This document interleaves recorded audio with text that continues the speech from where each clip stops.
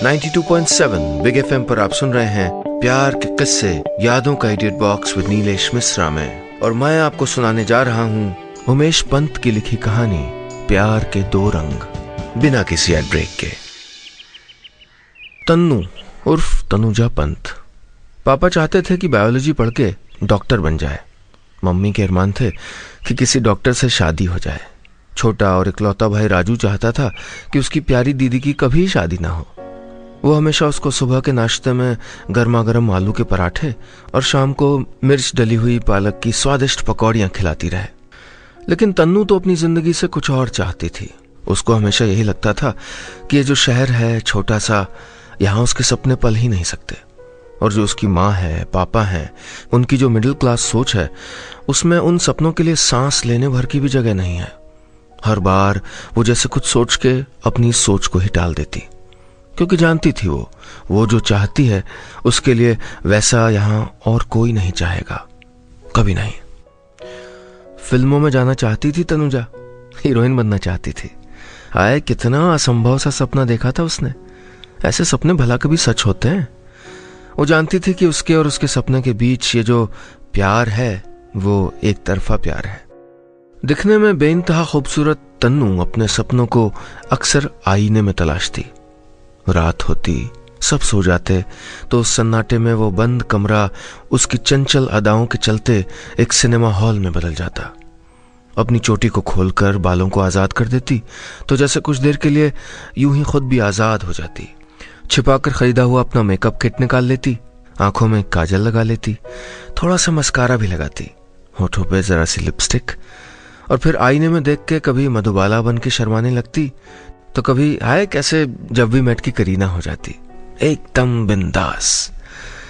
कभी दीवारों को पारो बनकर ताकते हुए कहने लगती, इतना मत पिया करो देव, कभी कभी कुछ चीजें इतनी अच्छी लगने लगती हैं कि फिर कुछ अच्छा नहीं लगता।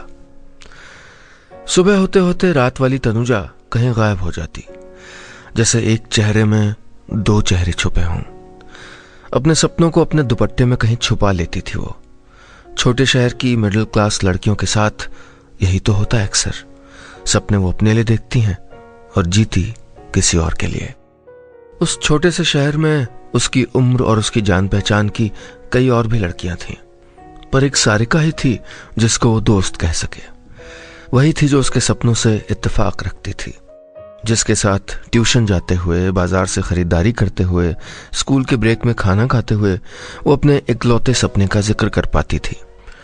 अपने शहर की जीआईसी रोड में पुलिस थाने के पास वाले मोड़ पर सारिका के भाई सुरेंद्र चौधरी उर्फ सोनू का अपना म्यूजिक स्टोर था।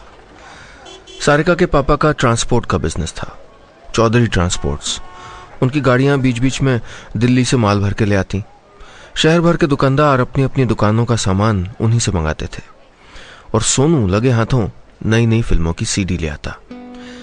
अपनी बहन की बेस्ट फ्रेंड को जब पहली बार अपने घर में गप्पे लड़ाते हुए छुप के देखा था तो फिदा हो गया था उस पे। अनुराग कश्यप, राम गोपाल वर्मा, सलमान खान, रणवीर सिंह, कोंकणा सेन, क्या क्या तो नाम लिए थे उसने, कि उस वाली फिल्म में उस वाली हीरोइन ने कैसे उस वाले हीरो को प्रपोज किया था, कैसे उस वाले विलन से लड़ा था हीरो। सुनते सुनते हल्की सी नीली आंखों वाली, चूड़ीदार सलवार कमीज पहनने वाली और बहुत ही खूबसूरत मुस्कुराहट होठों में लेके चलने वाली तनु को जैसे अपनी हीरोइन बनाने का सपना देख लिया था सोनू ने। आप सुन रहे हैं प्यार के किस्से यादों का edit box with Nilesh Mishra में, सिर्फ 92.7 बिग एफएम पर। सोनू के जानने वाले यूं तो उसको एक अमीर बाप की बिगड़ी हुई औलाद ही मानते थे, और मोहल्ले की लड़कियां भी उसको कोई ठीक नजर से नहीं देखती थीं, लेकिन तनु को देखकर न जाने क्यों उसकी लफंगई कहीं खो जाती। तनु सामने आती तो सोनू उसको इम्प्रेस करने के लिए भीगी बिल्ली का किरदार बखूबी निभाने लगता। जैसे कोई नई फिल्म आती, सोनू सबसे पहले उसको तनु को दिखाना चाहता। इस काम में सारिका उसकी मदद करती। ये फिल्म जरा तनु जी को दे आना, कहते हुए उसको न जाने क्यों इतना अच्छा लगता कि वो खुद भी नहीं जानता था। इस मौके पे सारिका उसको ऐसे देखती जैसे सोच रही हो कि उसका भाई ही है, वही सोनू जिसकी करतूतों के चलते उसकी हम उम्र से लेके तमाम उम्रों की लड़कियां और यहाँ तक कि महिलाओं के शिकायती बाण उसको कितनी बार झेलने पड़े थे। दिन गुजरते गए।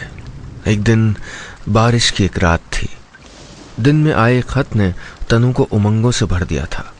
शाम को कुछ देर आंगन में खड़े होकर भीगी थी वो, जैसे इस एक खत के साथ 2 पंख भी उड़कर चले आए हों उसके पास। हुआ यूं था कि एक दिन यूं ही अखबार पढ़ते हुए तनु की नजरें क्लासिफाइड कॉलम में लिखे उस विज्ञापन पर जा टिकी थीं। आने वाली किसी फिल्म के लिए फीमेल लीड चाहिए थी। उसको लगा था जैसे उसी के लिए छपा हो ये विज्ञापन, जैसे किस्मत के योर ऑनर ने सजा सुनाने से पहले एक मौका दे दिया हो उसको। उस पते पर डरते हुए एक चिट्ठी भेज दी थी उसने, और आज पूरे 1 महीने बाद उस चिट्ठी के जवाब में आया था यह खत। रात को अपने कमरे में खत पर लिखे एक डायलॉग की प्रैक्टिस कर रही थी तनु। पेपर का टुकड़ा लिए बड़ी नादानी से शीशे के सामने खड़ी पूरे फील के साथ बोल रही थी वो। नहीं जानती थी कि कल शाम तक ऑडिशन के लिए कैसे पहुंच पाएगी दिल्ली। नहीं जानती थी कि उसको जाने ही कौन देगा। बस इतना जानती थी कि हीरोइन बनने का यह आखिरी मौका था उसके पास। पूरी तन्मयता से डायलॉग पढ़ ही रही थी कि उसकी मां चंद्रकला ने बंद कमरे से कुछ सुना और वो ठिठक के रुक गई। तनु बड़ी अदा से कह रही थी, तुम ना होते तो प्यार का यह एहसास भी ना होता। सुबह और शाम की तरह अब तुम्हारी भी आदत सी होने लगी है। तुम्हारे बिना अब मन नहीं लगता। इससे पहले कि कोई हमारे प्यार के बीच आए, चलो कहीं भाग चलते हैं। उस खतनुमा पेपर को नादानी से हाथ में लिए अपनी बेटी को देखते हुए चंद्रकला ने सोचा, किसके लिए हो सकता है यह खत। दिमाग में लड़कों की एक लिस्ट बनने लगी जिनसे तनु किसी न किसी वजह से कभी न कभी मिली हो। गुस्से में तमतमाते हुए उसकी मां ने सोचा कि अभी के अभी तनु के पास जाके मामला साफ कर लिया जाए। जा ही रही थी कि पीछे से पति लीलाधर पंत की आवाज कानों में आई, गैस में कुछ चढ़ाया था क्या चंद्रकला? जली हुई सब्जी की गंध घर में भर रही थी। चंद्रकला को सब कुछ भूलकर किचन की ओर भागना पड़ा। बात आई गई हो गई, पर शक के बीज पड़ चुके थे। रात का यही कोई 11:30 बज रहा था। सब सो चुके थे। तनु की आंखों में नींद नहीं थी। कल शाम 5 बजे तक दिल्ली पहुंचना था अपने सपनों से मिलने। वो सोच रही थी कुछ भी करके वो जाके रहेगी, लेकिन दिल्ली के लिए एक और अकेली 9 बजे की बस थी। वो भी इतना घूम के जाती थी कि उससे 5 बजे तक दिल्ली पहुंचना असंभव था, और कोई साधन था भी नहीं। क्या करूं, इतना अच्छा मौका हाथ से ऐसे ही चला जाएगा। उम्मीद का कोटा पूरा हो ही रहा था कि अचानक एक आइडिया ने उसके दिमाग में घर किया। वो अपने बिस्तर से उठी और दबे पांव घर के बाहर निकल गई। आप सुन रहे हैं प्यार के किस्से, यादों का edit box with Nilesh Mishra में, सिर्फ 92.7 बिग एफएम पर। बारिश हो रही थी बाहर। तनु के पांव कांप रहे थे। समझ ही नहीं आ रहा था उसको कि क्या करने जा रही है वो।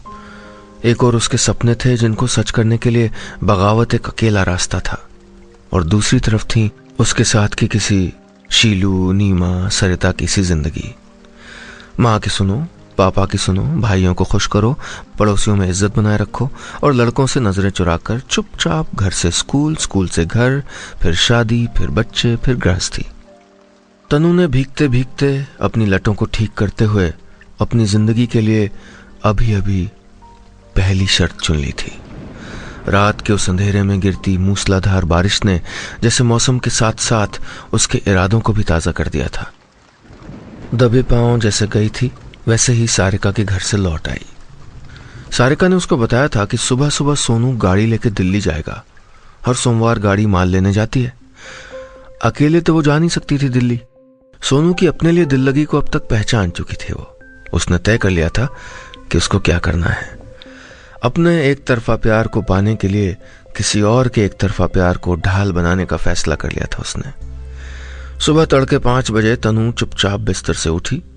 रात भर सो नहीं पाई थी वो। अपने तैयार बैग को उठाया, गुल्लक में जमा किए पैसों के साथ साथ हिम्मत बटोरी। दबे पांव दरवाजे के बाहर निकल आई। बाहर आकाश धीरे धीरे उजाले की तरफ बढ़ रहा था। कोयलें चहक रही थीं। सोनू के घर के करीब पहुंची। कुछ देर तक एक दीवार के पीछे छिपी रही। थोड़ी देर बाद सोनू अंधेरे में ही आंखों पे काला चश्मा चढ़ाए, काले रंग की टाइट जीन्स और हरे रंग की टी-शर्ट पहने अपनी गाड़ी में चढ़ा। गाड़ी स्टार्ट कर ही रहा था कि तनु भाग के उसके पास गई। दरवाजे पे खटखट की। अपनी गाड़ी के दरवाजे पे अपने दिल की मलिका को दस्तक देते सुना तो सोनू का दिल जोर से बाउंस करने लगा। उसे समझ ही नहीं आया कि वो चौंके या खुश हो। उसने गाड़ी का दरवाजा मुस्कुराते हुए खोल दिया और सारा इतिहास उलटकर आज तनु भी उसको देख के मुस्कुरा दी। चलो जल्दी चलो यहाँ से, तनु ने ऐसे कहा जैसे वो दोनों पहले से ही सब कुछ प्लान बना चुके हों। सोनू ने बिना कुछ पूछे गाड़ी को फर्स्ट गियर में उठाया और फिर थर्ड गियर पे भगा दिया। धूल उड़ाती हुई गाड़ी सर से कुछ ही देर में यार्ड शहर को पीछे छोड़ चुकी थी। अंधेरा छटने लगा था। सुबह सुबह चंद्रकला ने तनु को आवाज लगाई, अरे तनु जरा पापा के लिए चाय बना दे जल्दी से। दूसरी ओर से कोई जवाब नहीं आया। कुछ देर बाद उसने दोबारा तनु को पुकारा लेकिन कोई असर नहीं हुआ। गुस्से में आके उठी और सीधे तनु के कमरे में दाखिल हो गई। कमरा खाली देख के उसको हैरानी हुई। तनु वहां नहीं थी। सारे घर में ढूंढा, छत पे देखा, तनु कहीं नहीं दिखी। परेशान चंद्रकला ने जाके लीलाधर से तनु के न मिलने की बात कही तो वो लेटे लेटे आधी नींद में लापरवाही से बोले, अरे होगी यहीं कहीं, तुम भी ना बिना बात पे घर को सर पे उठा लेती हो। अरे लेकिन मैंने आसपास हर जगह देख लिया, वो कहीं नहीं है। पत्नी की घबराई हुई आवाज सुनकर लीलाधर पंत उठे। दोनों ने मिलकर पूरे घर का चप्पा चप्पा छान मारा लेकिन तनु का नामो निशान सिरे से गायब था। आप सुन रहे हैं प्यार के किस्से यादों का edit box with Nilesh Mishra में सिर्फ 92.7 बिग एफएम पर। चंद्रकला और लीलाधर दोनों परेशान थे। सोच रहे थे कहां जा सकती है तनु, कहीं अपनी दोस्त सारिका के घर तो नहीं गई होगी। सारे दोस्तों को फोन कर लिया गया था, आसपास के जानने वाले लोगों से पूछ लिया गया था, शहर भर की हर गली हर दुकान में जाके देख लिया गया था। तनु के इस तरह से अचानक गायब होने की खबर शहर में फैल ही रही थी कि एक और खबर आग बन के शहर की हवा में घुल गई। ठीक जिस समय तनु गायब हुई थी उस समय सोनू भी शहर में नहीं था। हर छोटे शहर की तरह यहां भी हवा देने वालों की कमी नहीं थी। शहर में यह खबर आम हो गई कि सोनू और तन्नू दोनों एक साथ भाग गए हैं।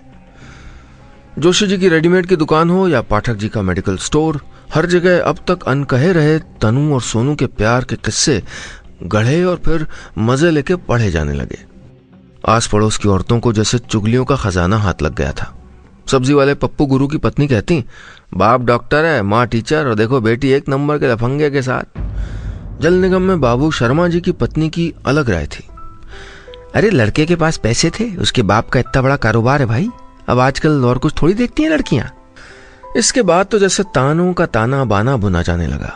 लोगों की फुसफुसाहट से बाजार गर्म रहने लगा था। कोई बेटी के हाथ से निकल जाने की दुहाई देता तो कोई कहता कि परवरिश में ही कमी रह गई होगी। पड़ोस की औरतें जब तनु की मां चंद्रकला से मिलती तो सहानुभूति की शक्ल में जो बातें कह जाती वो तीर की तरह चुभने लगती। लेकिन अब तक तनु अफवाहों और कयासों की उस दुनिया से कहीं दूर जा चुकी थी। ऑफ वाइट रंग की वो गाड़ी दिल्ली की ओर जाने वाले हाईवे पे 90 की स्पीड से भाग रही थी। सोनू को यह मौका किसी लाइफ टाइम अचीवमेंट से कम नहीं लग रहा था। अपनी दुकान में बैठे हुए अपने मनचले दोस्तों के साथ वो जिस लड़की को दूर से देख देख के आहें भरा करता था, वो आज उसकी बगल वाली सीट पे बैठी उसके साथ एक लंबे सफर पे जा रही थी। इसी जोश में आके सोनू ने स्टीरियो पे अपने चॉइस के देसी गाने बजा दिए। तनु ने कुछ देर तक तो भौहें तान कर इशारा करने की कोशिश की, लेकिन जब सर में दर्द होने लगा तो उसने उकता के कह ही दिया, प्लीज थोड़ी देर म्यूजिक बंद कर दोगे।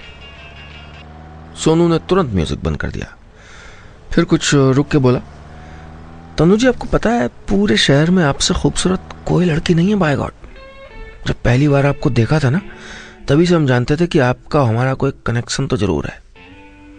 तनु का मन किया कि अभी गाड़ी रुकवाए और सैंडल उतार के सर पे दे मारे इसके, पर प्रायोरिटी में दिल्ली जाना था इसलिए चुप रही।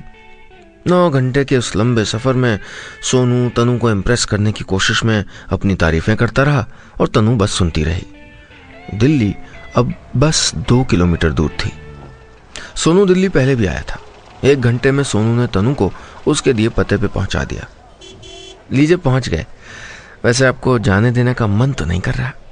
ये कहते हुए सोनू के चेहरे पे एक शरारती मुस्कान फैल रही थी। तनु ने खिड़की से बाहर देखा। एक ऊंची इमारत टकटकी लगाए उसे ही देख रही थी। इस इमारत को देख के उसके सपने आसमान छूने को बेकरार हो गए। आप सुन रहे हैं प्यार के किस्से यादों का edit box with Nilesh Mishra में सिर्फ 92.7 बिग एफएम पर। तनु अपने सपनों के पते पे आ चुकी थी। अपने पर्स से कुछ निकालकर तनु ने सोनू को देते हुए कहा, अब तुम जाओ, यह तुम्हारा किराया, आगे मैं खुद चली जाऊंगी। ये क्या कह रही तनु जी, आपसे पैसे थोड़े लेंगे ना। सोनू खिसे आ चुका था। तनु ने उसकी ओर ऐसे देखा जैसे वो किसी ऑटो वाले का हिसाब कर रही हो। देखो सोनू, मैं किसी का एहसान नहीं लेना चाहती। सोनू के लिए ये आखिरी मौका था। उसने आखिर कह ही दिया, एहसान? आपसे प्यार करते हैं तनु जी, कुछ भी कर सकते हैं आपके लिए। बस एक बार कह दीजिए कि आप भी। सोनू का हाथ गियर से सरकता हुआ तनु के हाथों के ऊपर जा ही रहा था कि एक जोरदार थप्पड़ उसके गालों को रसीद हुआ। तनु ने एक बार हिकारत की नजरों से सोनू को देखा और गाड़ी से उतरकर दरवाजा पटकते हुए वो बिना एक बार भी पीछे मुड़े सामने खड़ी इमारत में चली गई। ये तूने ठीक नहीं किया तनु, इसका बदला तो मैं लेके रहूंगा। अपमान का घूंट पीकर सोनू सास बहू सीरियल के किसी विलन की तरह अपने होंठ भींच कर बोला। फिर उसने गुस्से में गाड़ी मोड़ ली और चला गया। उधर उसके छोटे से शहर में सुबह सुबह अखबार बांटने वाले एक हॉकर ने मुखबिरी कर दी थी।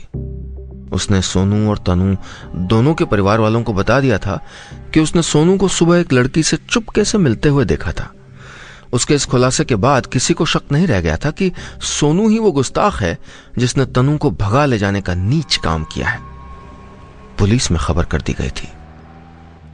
दूसरे दिन जैसे ही दिल्ली से बेइज्जत होकर लौट रहे सोनू की गाड़ी शहर से कुछ 10 किलोमीटर दूर थी तो एक पुलिस के नाके पे उसको रोक लिया गया।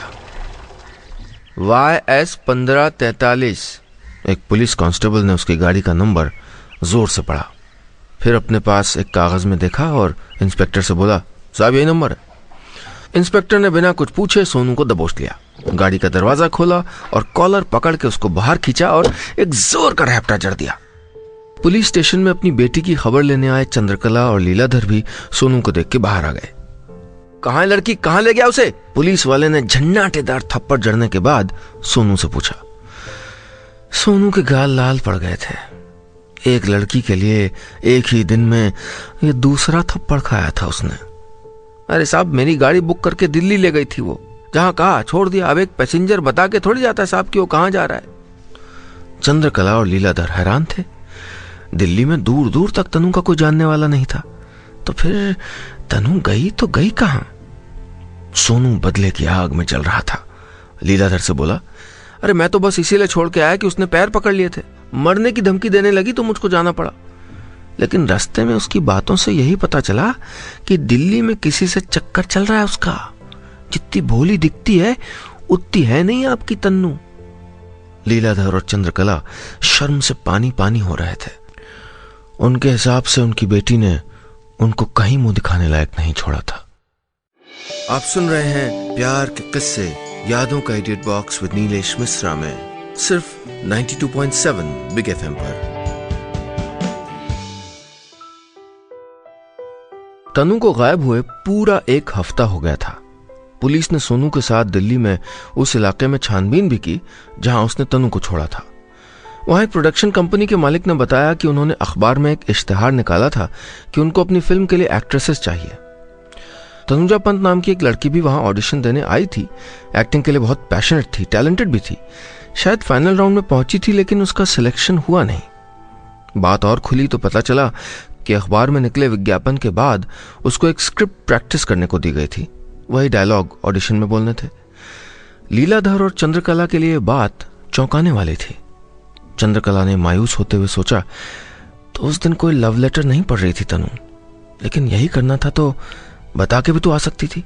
लीलाधर पंत आग बबूला हो गए।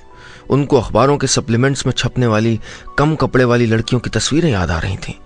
वो तस्वीरें जिनको देख के वो हमेशा देश की संस्कृति के खराब हो जाने की दुहाई दिया करते थे। यही काम रह गया था करने को। सारी सोसाइटी में नाक कटवा दी लड़की ने। दोनों दिल्ली से वापस लौट आए। इस बात को बीते 6 महीने हुए थे। तनु का न तो कोई फोन आया न कोई चिट्ठी। लीलाधर को इस बात का गहरा सदमा लगा था कि जिस बेटी के लिए उन्होंने डॉक्टरी के ख्वाब देखे थे वो एक्टरी के चक्कर में घर से भाग गई थी। चंद्रकला ये सोच सोच के दुबली हुई जा रही थी कि उनकी बेटी आखिर कहाँ और किस हाल में होगी। राजू जब भी तनु के कमरे से गुजरता तो माँ से पूछता, माँ दीदी कब लौटेगी? उसको मायूस देख के चंद्रकला की चिंता और बढ़ जाती। एक दिन अचानक शाम के 7 बजे फोन की घंटी बजी। राजू ने फोन उठाया और थोड़ी देर में जोर से चीखा, दीदी का फोन है। चंद्रकला भागती हुई आई। लीलाधर न्यूज़पेपर पढ़ रहे थे। अपनी जगह पे बैठे रहे। उत्सुकता उनको भी थी, लेकिन एक अहम था जिसने उनके पैरों को जकड़ लिया था। राजू कैसा है तू? इतने दिनों बाद दीदी की आवाज सुनकर राजू की आंखों में आंसू छलक आए। रोते हुए बोला, दीदी कहाँ चली गई थी तुम? प्लीज वापस आ जाओ। चंद्रकला ने राजू के हाथ से फोन अपने हाथों में ले लिया। उसके हाथ कांप रहे थे। सोचा था तनु को खूब खरी खोटी सुनाएगी, पर बस इतना कह पाई, तनु बेटा तू ठीक तो है ना? हाँ माँ मैं बिल्कुल ठीक हूं। आई एम सॉरी माँ। बेटा कहाँ है तू? तुझको ऐसे जाने की क्या जरूरत थी? मैं मुंबई में हूं माँ, मुझको एक कदम लेना पड़ा। माँ मैं जानती थी कि मैंने ऐसा सपना देखा था कि आप लोग नहीं समझोगे। हमारे उस छोटे शहर में कोई नहीं समझेगा। तनु जानती थी कि उसकी गैर मौजूदगी में शहर में उसके खिलाफ न जाने किस किस तरह की बातें हो रही होंगी, पर जवाब देने का उसका तरीका अलग था। टीवी खोलो माँ, देखो आपकी बेटी अब टीवी में आएगी। प्लीज बताना कि मेरी एक्टिंग आपको कैसी लगी। तू टीवी पे आएगी तनु? सच? चंद्रकला को यकीन नहीं हो रहा था। झट से राजू ने टीवी ऑन किया। तनु सचमुच टीवी में आ रही थी। चंद्रकला ने लगातार आंखों से बह रहे अपने आंसू पोंछते हुए अपने पति से कहा, देखो ना टीवी पे कितनी अच्छी लग रही है हमारी बेटी। लीलाधर के लिए ये जैसे कोई सपना हो। छोटे कपड़ों में नहीं बल्कि साड़ी में सजी धजी अपनी बेटी को टीवी पे देख के लीलाधर का सारा अहम उनकी आंखों से पानी बन के बहने लगा। दूसरे दिन उसके छोटे से शहर में एक बार फिर तनु चर्चा में थी। जल निगम के बाबूजी की पत्नी ने फुसफुसा के कहा, सुना है कल हमारी तन्नू टीवी पे आई थी। सब्जी वाले पप्पू गुरु की पत्नी ने जवाब में कहा, हाँ देखो कितनी होनहार लड़की है, वरना आज तक हमारे शहर में किसी ने कहाँ इतनी ऊंची छलांग लगाई है। वहीं सोनू अपनी दुकान में रौब से लोगों को बता रहा था, अरे क्रेडिट तो मुझको मिलना चाहिए, आज मेरी वजह से तन्नू हीरोइन बन गई है। आज तन्नू को टीवी पे देख के सोनू का एक तरफा प्यार फिर से जो जाग चुका था। बस इतनी सी थी ये कहानी।